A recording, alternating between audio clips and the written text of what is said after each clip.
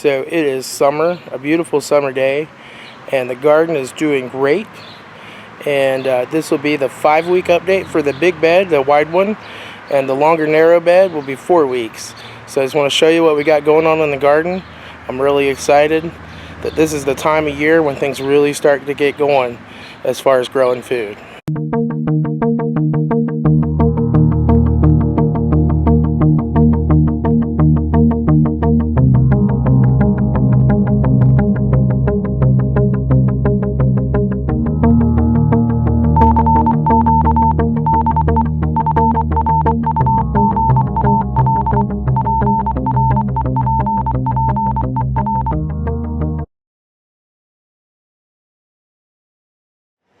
Alright, so what we have here is one of the pumpkin plants.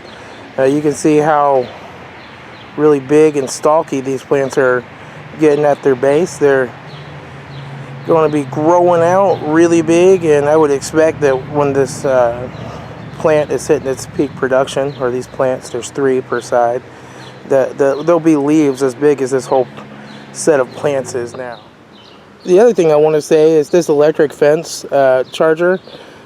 With the electric fence that I have running down here along the bottom, this has actually worked great. I've had no problems with predators. It's been a few times when it's gotten tripped over or something that it's broken, and you can just twist another piece of wire on there and put it back together, and I've had 0 problems with neighborhood animals, cats, dogs, groundhogs, raccoons. Even the squirrel has touched this and ran away. So it's really done a wonderful job keeping the competition away from my plants. So here we are looking at the peppers and the cantaloupe down here at the end, and the tomato plants on the other side. Peppers have gotten really big. We're starting to set a few peppers. And so the big bell peppers are the 4 plants closest to me. And I'll show you those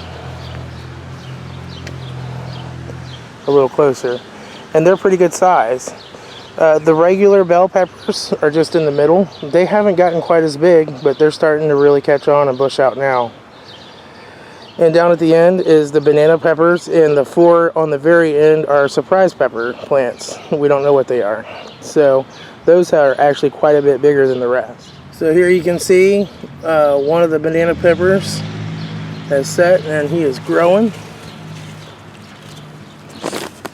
He is nice and big there. So on my cantaloupe plants, I had a lot of problems getting cantaloupes to germinate, and I planted some. So I discovered that one of these cantaloupe is not a cantaloupe at all. It's hard to tell when they're young. Here we see we got a wasp on our leaf. Oh, he took off. Wasps are pollinators, so I don't kill them.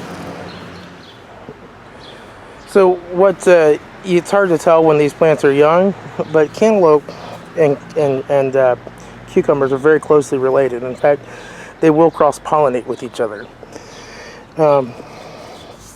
So a cantaloupe seed or a cantaloupe leaf is just a little more rounded, where cucumber plants typically have a very pointed leaf.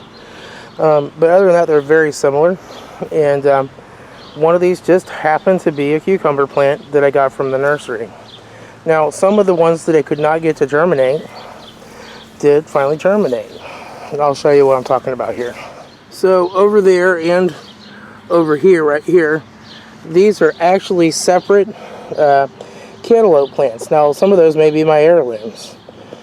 I'm going to let them grow because I would like to get some seeds if those are my heirloom ones. Now, they may cross-pollinate with these other ones, and I won't get the same cantaloupe out of them. But I can probably watch for the female flower on those and hand-pollinate from a male flower to try to preserve my heirloom and get some seeds out of it. But these cantaloupes are doing good. The other thing is these are starting to sucker. So what we do on these suckers is we go ahead and watch them for a little bit, and what your cantaloupe will do is typically they will grow out a sucker, and that's where they'll set a female flower. And then when that gets pollinated, and starts to grow fruit, you'll trim that sucker off so that it stops growing. So you don't want to cut your suckers right away on cantaloupe. You want to wait and see if they're going to set a female flower first. So here are the tomato plants, and I'll just kind of lift up the leaves here and show you. We just have tomatoes setting all the way down through here. Tomatoes back there. Pretty much every plant has tomatoes on it now. Just all the way down through here. And they're all getting started on their second set of tomatoes. So, like we see here, that one's already setting its second set of tomatoes. So these supersonics are looking like they're going to be very highly productive plants. They're growing a nice looking tomato, which are supposed to be a medium-sized slicer. And so, Leslie, if you'll move over just a little. Yeah. We see this one set down here, and we come up here, and then there's more setting right here. They're tiny.